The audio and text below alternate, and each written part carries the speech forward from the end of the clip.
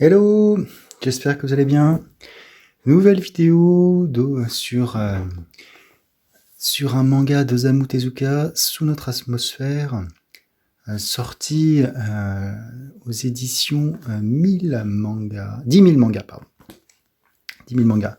Alors, c'est une série de petites nouvelles publiées entre juin 68 et avril 1970.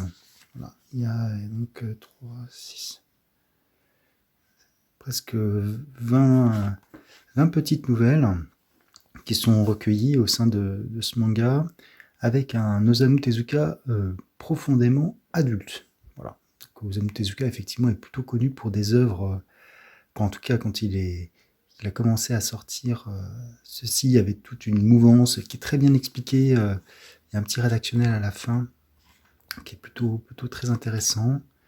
Voilà. Et en fait, il s'est rendu sur des mangas un peu plus adultes. D'ailleurs, les histoires sont assez chocs, hein. La première histoire, une histoire comment dire, de nazis au temps de la Seconde Guerre mondiale, qui est comme assez tendue. La deuxième histoire, avec un vétéran de la guerre du Vietnam qui revient, où là, il y a un racisme envers les Noirs qui est hyper fort, porté par ce personnage. Alors quand on sait que ça a été sorti en 1968, au moment où aux États-Unis il se passe plein de choses, Tezuka était vraiment en phase avec son temps, même si la représentation des personnages peut-être caricaturale, le texte est très fort. Troisième histoire avec une vie cachée, avec un PDG qui décide de se grimer en clochard.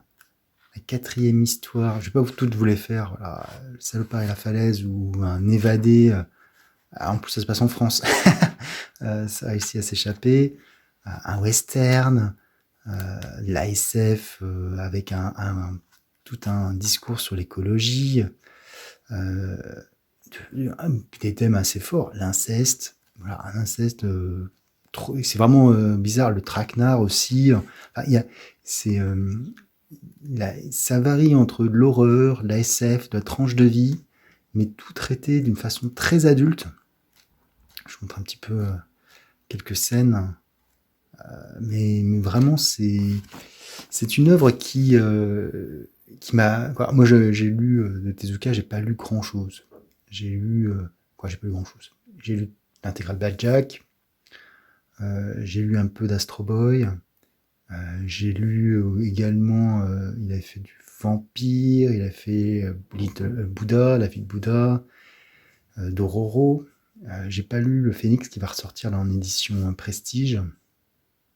Et puis, bon, faut dire, il a une production tellement pharaonique. Faut dire, hein, c'est très impressionnant la production d'Osamu Tezuka. Voilà, et je ne suis pas sûr que tout soit sorti en France. Il y a beaucoup de choses qui sont sorties, mais pas tout. Voilà. Et donc là, c'est des petites nouvelles qui sont très fortes, très impactantes, hein, sur un nombre de pages assez limité et qui, franchement, font vraiment le truc.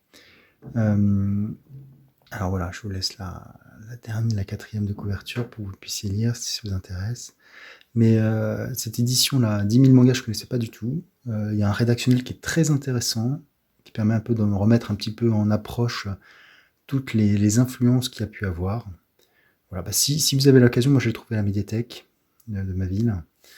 N'hésitez pas.